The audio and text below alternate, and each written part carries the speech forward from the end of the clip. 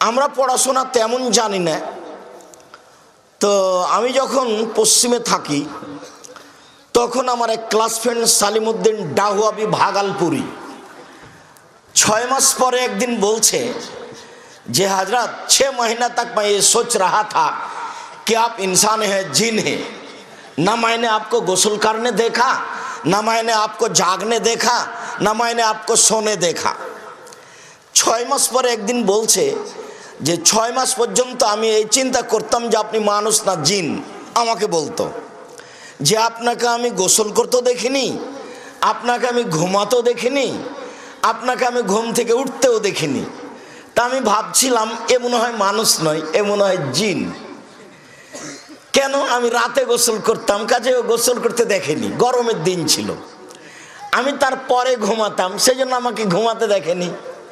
আমি তার ঘুম থেকে আগেই উঠতাম, যার কারণে আমাকে উঠতেও দেখেনি।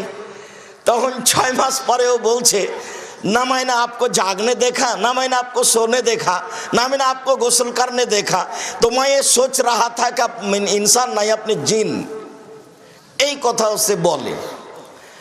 তার ছাত্র জীবনে আমি 7 दिन পরে একদিন বের হতাম, 2 तला থেকে নিচে নামতাম।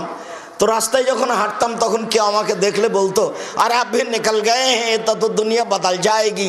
আরে আপনিও বের হয়ে গেছেন, তাহলে তো পৃথিবী উল্টে যাবে। এইভাবে বলতো।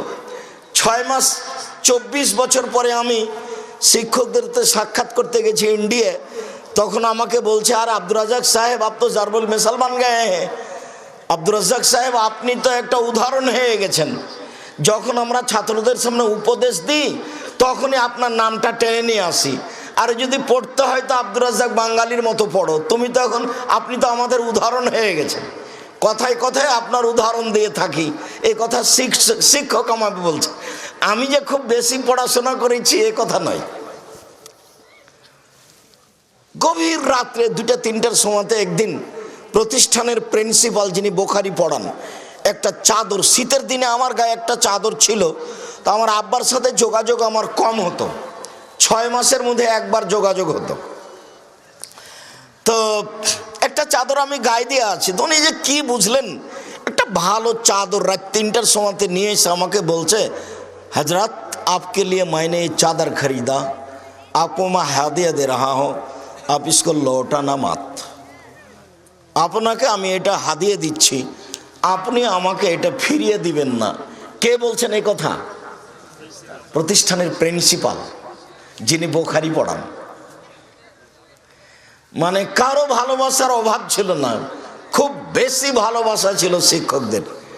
আমি যতক্ষণ প্রতিষ্ঠানে দেখেছি আমার উপরে সব শিক্ষক অন্ধ। 1 মিনিট আর একটা বলি, আমাকে কেউ বাইরে নিয়ে যেতে পারতো না ক্লাস থেকে উঠে। আমার বসার জায়গা হলো এইটা, মানে শিক্ষকের মুখের ওপরেরটা। কেউ কোনোদিন আমার জায়গায় বসতো না। তো একদিন ঢাকার এক লোক আমার জন্য একটা 10 টাকা দিয়ে টিকিট কিনেছে, মানে দাঙ্গাল দেখাবে সেই জন্য কুস্তি। খুব মোটা মোটা মানুষ, কে কাকে ফেলতে পারে, এইটার জন্য আমার জন্য 10 টাকা দিয়ে একটা টিকিট কিনেছে। তা আমি 10 টাকা দিয়ে দেখতে যাব, এটা বহু দূরের কথা। তা যেহেতু বাঙালি, আমিও বাঙালি, সেই সুবাদে আমার ভালোবাসায় কিনেছে, চাপ দিয়ে নিয়ে গেছে। তো এইটুকু হেঁটে গেছি, দিয়ে ঢুকেছি। আমি তো কোনোদিন এরকম দৃশ্য দেখিনি। একজন আর একজনকে ফেলার জন্য খুব চেষ্টা করলো, পারলো না। তো 2-3 মিনিট যখন হয়েছে তখন আমি ওখান থেকে বের হয়ে দৌড়াতে শুরু করেছি ক্লাস ধরার জন্য। দৌড়াতে দৌড়াতে যখন আমি ক্লাসে পৌঁছেছি তখন ঘন্টা শেষ হয়নি, কিন্তু তালিকা হয়ে গেছে কে কে অনুপস্থিত। তার মধ্যে আমার নামও আছে। তো 30 জন অনুপস্থিত। যখন আমি ওখানে উপস্থিত হয়েছি তখন আলাউদ্দিন পাটনাবি, পাটনার এক ছিল আলাউদ্দিন। আমি ঢুকেছি তখন বলছে, हजरत আব্দুর রাজ্জাক आ गए हैं। তো আব্দুর রাজ্জাক তো চলে এসেছে। তো লিস্টটা, তালিকাটা এখন কি করব? তো তালিকাটা হলো এই যে 30 लड़के के लिए 3 दिन तक खाना बंद है। এই 30 জন ছাত্রর 3 দিন পর্যন্ত খাদ্য বন্ধ। অপরাধ হলো কেন গেল?